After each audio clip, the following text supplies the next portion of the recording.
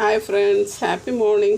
பாருங்கள் ஃப்ரெண்ட்ஸ், நான் இன்றைக்கி மூக்கரட்டை கீரை எடுத்து வச்சுருக்கேன். இந்த கீரை பார்த்திங்கனாக்கா ஒரு கிடைக்காத ஒரு பொருள். எவ்வளோ காசு கொடுத்தாலும் சமயத்தில் நம்மளுக்கு வேணுன்ற டைமில் இது கிடைக்காது. இது கிட்னி ப்ராப்ளம்க்கு ரொம்பவே best, one of the best மருந்து இது. சேம் டைம் சுகருக்கும் நல்லது. இது ஒரு மண்டலம் சாப்பிட்டாக்கா சுகர் போயிடும்ன்றாங்க. அதே மாதிரி கிட்னி ப்ராப்ளம் உள்ளவங்க இதை அடிக்கடி சாப்பிட்டுட்டு வந்தாக்கா அந்த டயாலிசிஸ் பண்ணுற அளவுக்கு போவாதுன்னுட்டுன்னு சொல்கிறாங்க. எனக்கு இதை நான் சொல்லி வச்சுருந்தேன், எனக்கு ஈஸியாக கிடச்சிச்சு. அதனால் நான் இதை உங்களோட ஷேர் பண்ணுறேன். இன்கேஸ் உங்களுக்கும் கிடச்சிச்சினாக்கா மிஸ் பண்ணாமல் இதை எல்லோரும் வாங்கி சாப்பிட்டு ஹெல்த்தியாக இருங்க ஃப்ரெண்ட்ஸ். இதை எப்படி செய்கிறதுன்னு பார்க்கலாம்.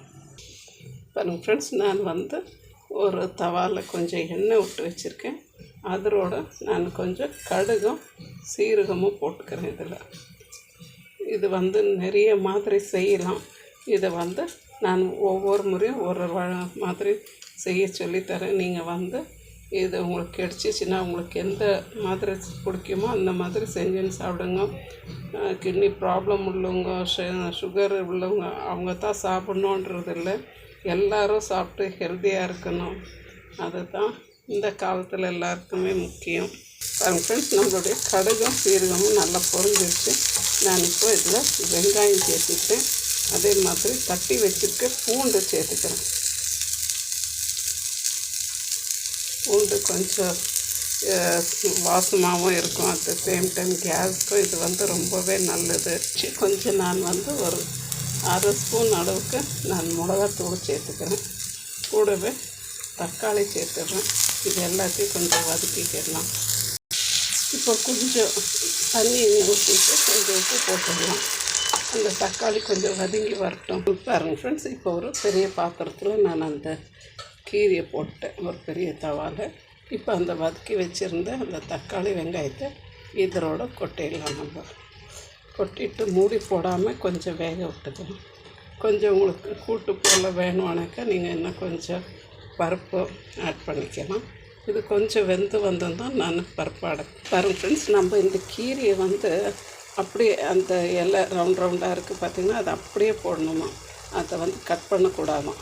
அதனால் அதை அப்படியே போட்டிருக்கேன். காம்பை மட்டும் ஆஞ்சிட்டு வெறும் இலையோடு எடுத்துருக்கேன், அதை கட் பண்ணல. இப்போ அந்த கீரை 3/4 பாகம் வெந்துடுச்சு. இப்போ நான் வேக வச்சுருக்கேன் பாசி பருப்பு, இதை இதோட சேர்த்துக்கிடுறேன்.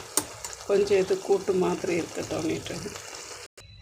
பாருங்கள் ஃப்ரெண்ட்ஸ், நம்மளுடைய கீரை கூட்டு ஆல்மோஸ்ட் ரெடி ஆகிடுச்சு. இப்போ நான் ஒரு சின்ன துண்டு தேங்காய் கொஞ்சம் இந்த பரப்பரன்னு அரைச்சி போட்டிருக்கேன், திரியாக இருக்குது. இதை போட்டு எடுத்து அதை மிக்ஸ் பண்ணி விட்டுடலாம்.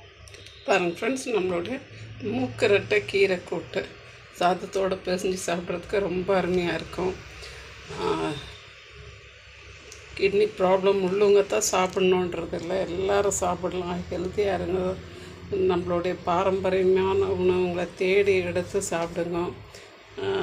வந்த பிறகு நம்ம கோடி ரூபா கொடுத்தாலும் சரியாக்க முடியாது. அதனால் சம்பாரித்த கோடியும் யூஸ் இல்லாமல் போகும்.